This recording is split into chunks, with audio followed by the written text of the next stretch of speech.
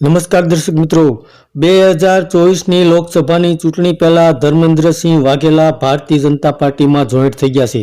તો આપને જણાવી દઈએ કે વડોદરાના વાઘોડિયા વિસ્તારના ધર્મેન્દ્રસિંહ વાઘેલા ધારાસભ્ય હતા, જેઓ 2022માં અપક્ષ તરીકે ચૂંટણી લડ્યા હતા અને તેઓ વાઘોડિયા વિસ્તારમાંથી ધારાસભ્ય પદ તરીકે ચૂંટાયા હતા અને થોડા સમય પહેલા ધર્મેન્દ્રસિંહ વાઘેલાએ ધારાસભ્ય પદેથી રાજીનામું આપી દીધું હતું અને હાલમાં તેઓ ભારતીય જનતા પાર્ટીમાં જોઈન્ટ થઈ ગયા છે।